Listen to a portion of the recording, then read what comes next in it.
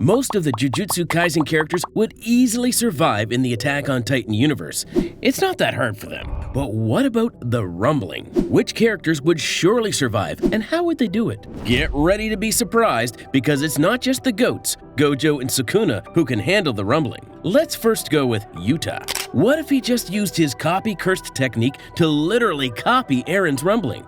Do a reverse Uno and then have their Titan armies out-rumble each other. Now, I know what you're thinking. Okay, but Yuta can only copy other cursed techniques. I'm not sure how the natural laws would work in an AOT and JJK universe crossover and whether Eren's powers would count as a cursed technique. But cursed technique equals abilities fueled by cursed energy. And cursed energy is generated from negative emotions and can manifest in trauma-filled areas. If there's someone who's been a bit emo and negative for the past 4 seasons, with an abundance of so-called cursed energy, it's gotta be Eren. In JJK, cursed techniques can be inherited and passed down through family lines. Although not exactly the same as Titan powers, who's to say his powers aren't actually considered a form of cursed technique? Anyways, if that doesn't work, Yuta can just call on Rika. Even if he may not end the rumbling, his chances of survival are good. Next is Mahito. Imagine he uses his domain, self-embodiment of perfection. It's an instant game over, no matter how you look at it.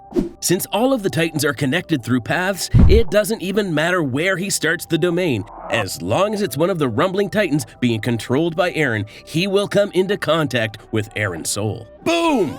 Idle transfiguration. Eren's soul will get transfigured and he will be rendered incapable of continuing the rumbling. Plus, if he can touch Eren's soul, I don't know if the rumbling Titans will get transfigured as well.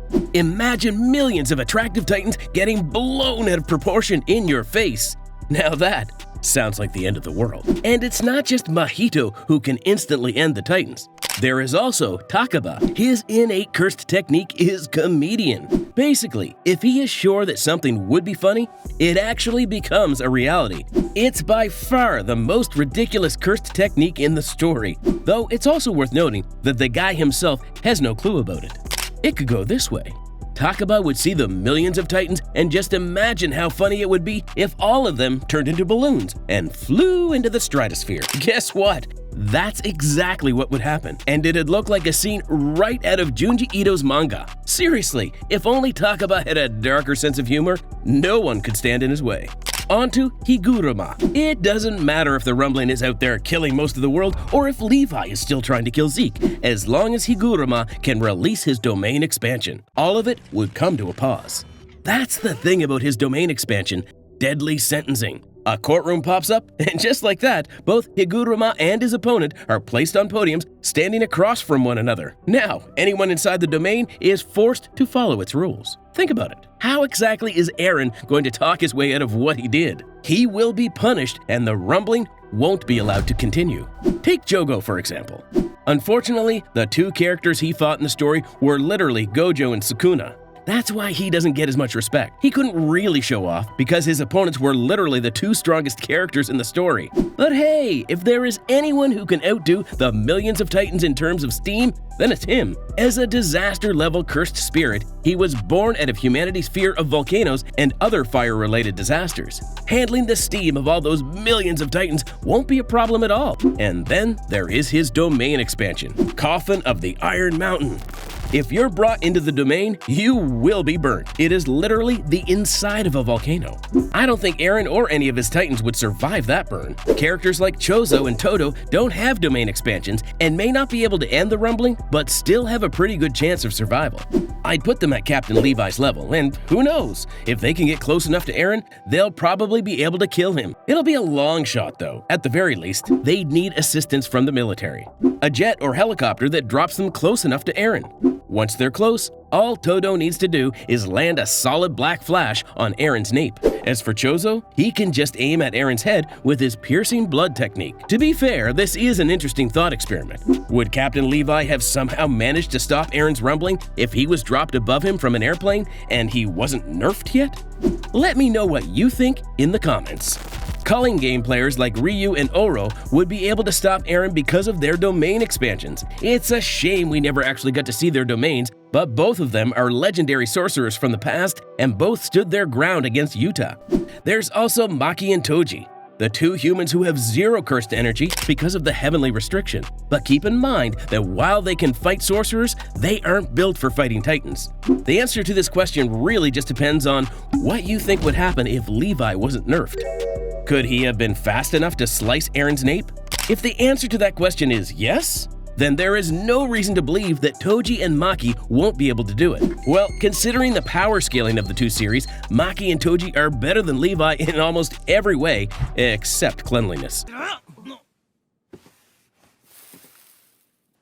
時間は十分にあったはずだが。 Don't forget Hikari. Once again, it's all about the domain expansion. Hikari can just use his Idle Death Gamble domain expansion on Eren and bring him into the game. Eren won't be able to kill him if he hits the jackpot, which he most likely will with his incredible luck. He can use those 5 minutes to kill Eren for good. Next, we have Kashimo, Jujutsu Kaisen's very own god of lightning. It's hard to believe that we didn't get to see his domain expansion, but considering how he is the strongest of his generation and how he did against Hikari, surviving the rumbling would be an easy feat.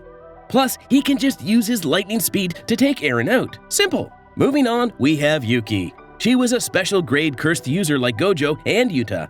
We don't see her domain expansion either, but her cursed technique is terrifying.